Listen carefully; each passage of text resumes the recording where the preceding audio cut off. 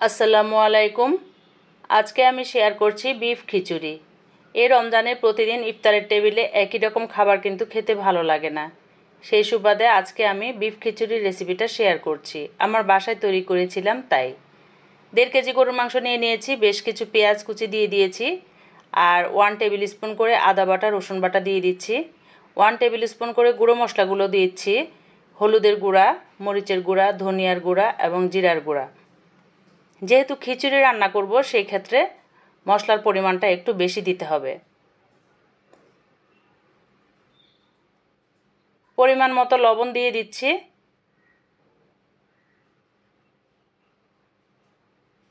এটা ডিপেন্ড করবে আপনার উপকরণের উপর। আপনি যতটুকু উপকরণ নেবেন সেই অনুযায়ী কিন্তু লবণটা দিতে হবে। এবারে আমি পরিমাণ মতো সরিষার তেল দিয়ে দিচ্ছি। এটা চাইলে আপনারা সয়াবিন তেলও দিতে পারেন বা খাবারের রেগুলার যে তেল আপনারা খান সেটা দিতে পারেন। এবার হাতে মাখিয়ে নিব মাংসটাকে। আমি সাধারণত গরুর মাংস দিয়ে যাই রান্না করি, আমি সব কিছু কিন্তু হাতে মাখিয়েই রান্না করি। তো চুলায় বসিয়ে দিয়েছি আর মাংসটাকে এখন কষিয়ে নিচ্ছি। চুলাটা মিডিয়াম আঁচে রেখে মাংসটাকে কষিয়ে নিতে হবে।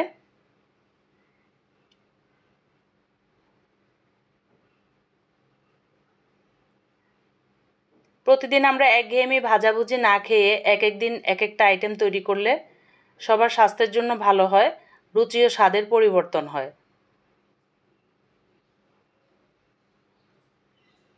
তো মাংসটা উল্টে পাল্টে আবারও নাড়াচাড়া করে দিয়েছি, আবারও ঢেকে দিয়েছি। চুলাটা কিন্তু মিডিয়াম আঁচে রেখেই আমি মাংসটাকে কষিয়ে নিচ্ছি।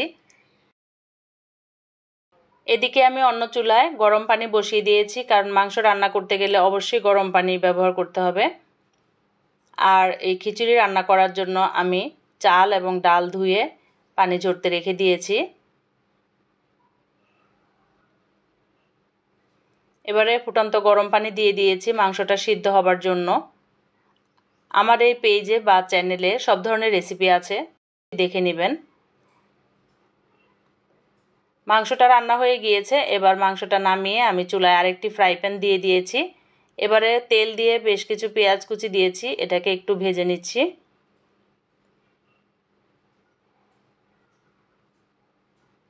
ওয়ান টেবিল স্পুন দিচ্ছি আদা বাটা, 1 টেবিল স্পুন রসুন বাটা।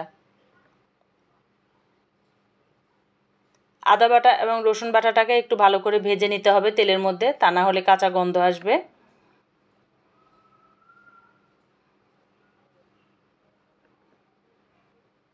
এবারে চাল এবং ডালটা দিয়ে দিচ্ছি এবং বেশ কিছুক্ষণ সময় ধরে চাল ডালটাকে ভেজে নিব। আমি জানি কম বেশি সবাই পারেন, তবু আমি যেভাবে তৈরি করি সেই রেসিপিটি শেয়ার করলাম। আশা করি আপনাদের ভালো লাগবে। আর যদি ভালো লাগে অবশ্যই একটা কমেন্টে জানাবেন। আপনাদের কমেন্ট কিন্তু আমাকে অনেক উৎসাহিত করে পরবর্তীতে আরেকটা কন্টেন্ট তৈরি করার জন্য। চাল ডালটা তো ভেজেই নিলাম, চাল ডাল ভাজা হয়ে গিয়েছে। এখন আমি মাংসগুলোকে দিয়ে দিয়েছি। আর দেখতেই পেয়েছেন মাংসগুলো কিন্তু আমি একটু ঝোল ঝোল অবস্থা নামিয়ে নিয়েছিলাম। এখন পরিমাণ মতো পানি দিয়ে দিব, অর্থাৎ 1 কাপ চালের জন্য কিন্তু 1.5 কাপ পানি সেই হিসাবেই দিচ্ছি আমি। খিচুড়ি, বিরিয়ানি, পোলাও সব ক্ষেত্রে আমি 1 কাপ চালের জন্য 1.5 কাপ পানি দেই। এবার নাড়াচাড়া করে মিশিয়ে দিচ্ছি।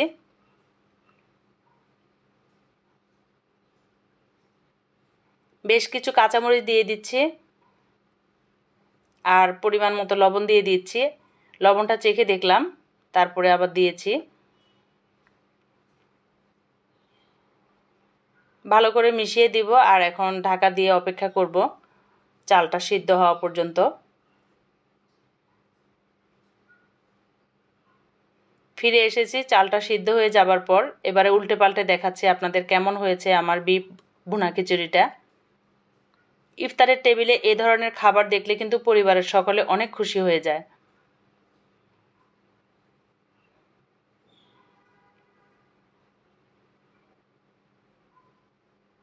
তো মাংসগুলোকে উল্টে পাল্টে একটু মিক্সড করে দিচ্ছি ভালো করে। তৈরি হয়ে গিয়েছে আমার আজকের বিফ ভুনা খিচুড়ি। আশা করি আপনাদের ভালো লাগবে।